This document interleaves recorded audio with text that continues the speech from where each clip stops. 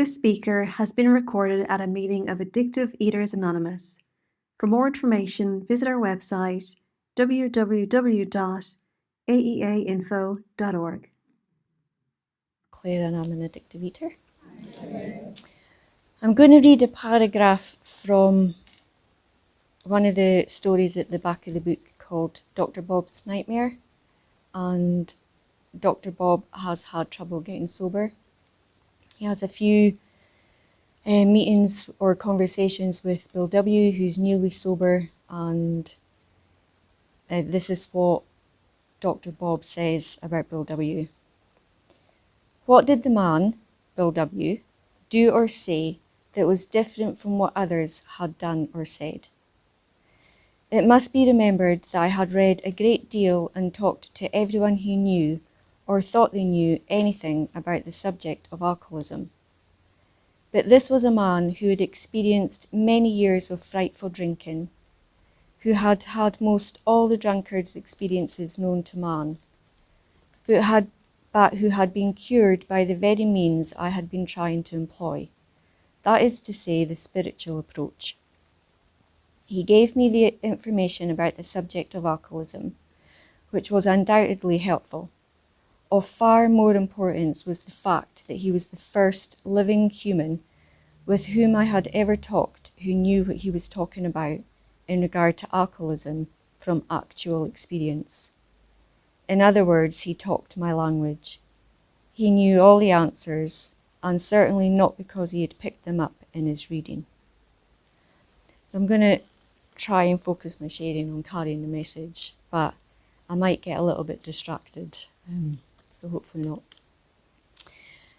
I was 29 years old when I came to my first 12-step fellowship, and my life up until that point was focused on trying to control my food, manage my weight, and party really hard.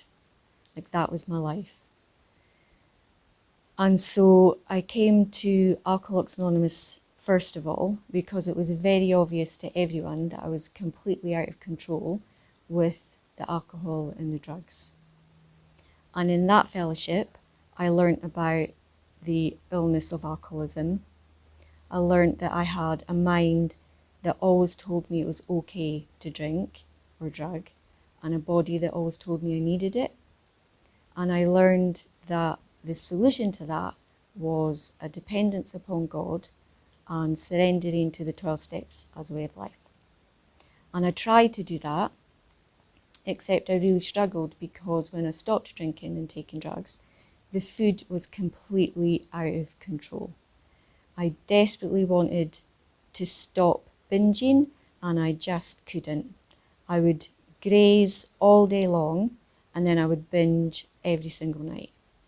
And I would sit on my couch with a massive bundle of food in front of me, stuff in my face, crying my eyes out, swearing that I was going to stop and I wasn't going to do it again, and I couldn't.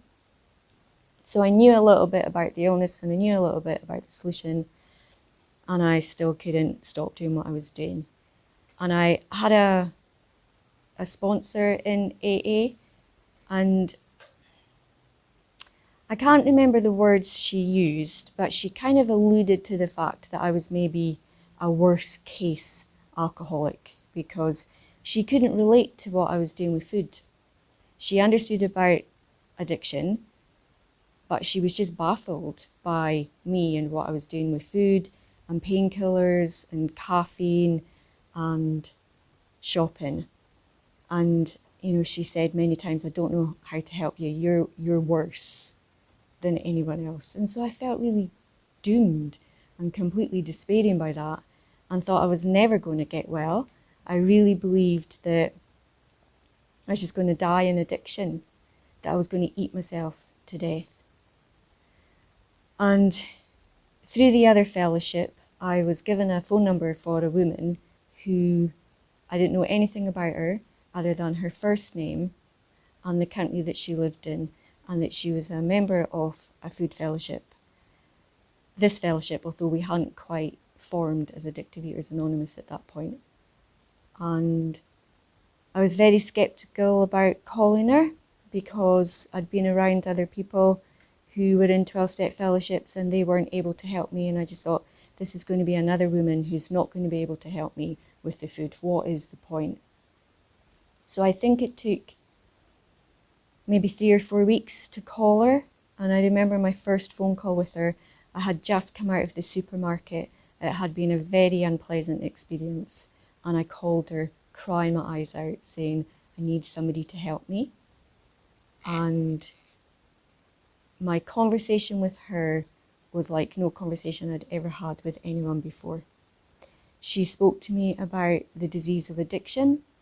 She helped me to realise that it was one disease that manifested in many different substances. And I was really relieved to hear that, because up until that point, I thought I had multiple different diseases and that I was going to have to go to an abundance of 12-step fellowships for my whole life.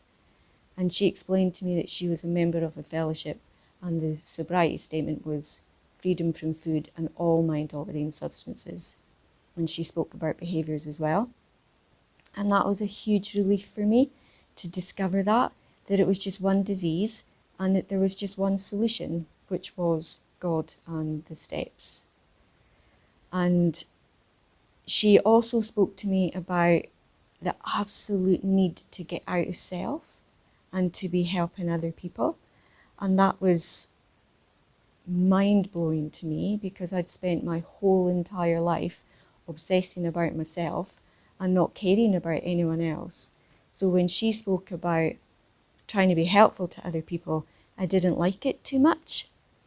But I knew I had absolutely nowhere else to go. I knew that this was like the last rung on the ladder for me. So even though I was really frightened at the thought of stopping all the substances and behaviours all in one go, there was this overwhelming relief that finally I'd spoken to somebody who got me, who didn't think that I was worse than any other addict, who was able to just help me to understand the illness that I suffered from and to talk to me about the solution. And so she agreed to help me. And what I remember her saying to me in almost every conversation I had with her when I was calling her was, it's all a lie. And I didn't understand why she was saying that to me when I would call her and share about my many, many problems. She would say, it's all a lie, Claire, don't listen to it. It's all a lie. And over time, I came to realise what she was talking about, because she also helped me to understand that there's a voice that's centred in my mind that is out to get me. It's not my friend. And I did not know that. I was 35 by the time I came to this fellowship, and I had never heard that before. I did not know that there was a voice that was always speaking in my head, because I always listened to it. I never knew it. It was just mind-blowing when she explained that to me. And she really, really helped me to stop listening to the voice, to stop having conversations with myself, to be able to take a step back and observe the thinking and to not take it seriously, to just not believe it, and to try and really focus on just being in the moment, focusing on my breath, feeling my feet against the floor, my bottom against the chair, whatever it was. And that was life-changing for me, really life-changing. And I wish I could sit here and say I'm excellent at never listening to the voice and I don't get caught in the conversations. And I wish that was true, but it's just not. I'll quite often speak to sober members and I need to be reminded, you're just listening to the conversation, stop paying attention to it, focus on your breath. And I just seem to need to hear that over and over and over again. I stuck around and found it quite difficult to surrender to the 12 steps as a way of life, because I just wanted to be able to do everything my own way. So it was a painful experience for me to learn how to follow direction. But a really significant turning point for me came when lockdown came. Because up until that point, I was in other 12-step fellowship meetings every day and in one AEA meeting a week. And in that AEA meeting, there was only 3 of us. I was one of them. And there wasn't any long-term sobriety. We were all pretty new and we were just doing the best we could. So when lockdown came, AEA just blossomed online, and there was an abundance of online meetings to go to, and I got to see all you guys for the first time, because I'd been speaking to many of you for a number of years and I didn't have a clue what you looked like. And so I was aware when I was coming along to the meetings that there was a quality of sobriety on those meetings that I hadn't experienced before. You turned up on time for the meeting, you sat still, you weren't fidgeting the whole time, you were dressed, even at the early morning meetings, you were up, you looked like you were showered, you were dressed, you looked like you were listening during the meeting. And when I listened to you sharing, you were really talking about recovery. You were really focusing on the solution of trusting God, what that looked like in your life, exactly how you were forgetting about self, how you were helping other people. And I remember at the time feeling a bit intimidated because I was listening to you thinking, I have not got what they have. And I wasn't quite sure why not, because I'd been around a while. I was glad to be in AEA. I was doing everything that was suggested. I was loving life, but I just knew there was something that was missing with me. So I prayed and I said to God, I don't know what these people have that I don't have, but whatever it is, I want it. And I prayed that many times. And so I don't know if that prayer has been answered or not, but it's a pretty good prayer, so I just keep praying it. And when I was back home in Inverness before all the online meetings came, I used to have conversations with God and I'd say to him, why have you not sent me to New Zealand to get sober? Because that's where all the sober members are, or it's where the majority of the sober members are. That's where the majority of the face-to-face meetings were at the time. And I often said, what's going on, God? Why are you not sending me there? And it was only last week when I was in Wellington and I was spending time with sober members that it dawned on me what a selfish prayer that had been, because it was all about me and what I thought I needed and what I thought I wanted for recovery. And it really struck me that God places me in the positions where I can be of most usefulness to him. And so he doesn't need me in New Zealand because he has all you guys. I mean, there's 25 of yous maybe. I don't know if that's a guess. And so yous are doing a great job of carrying the message and doing PI work and helping a newcomer. So I'm not needed here. And I just had this real fresh awareness of God's really using me back home in Inverness in Scotland because there's only 3 of us. And so that's where I get to be of most use to him. And I've loved being here. I've absolutely loved being in New Zealand. It has been such a special treat for me to meet you guys in person, to have face-to-face conversations, to come to meetings. But I'm really looking forward to going home because we've got some PI stuff happening when I go home.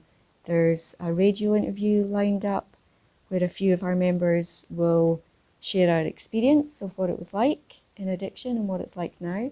And we get to suggest questions that the presenter will ask us that we get to answer, so we can share with the public what we want them to know about AEA. And that's really exciting. I'm really looking forward to that. And there's some other PI stuff happening as well. So it's just a good reminder that it's not all about me. It's about how I can be helpful to other people and just trusting God with that he'll place me where he wants me to be in order to be of maximum usefulness to him. So thanks for letting me share. I'll leave it there.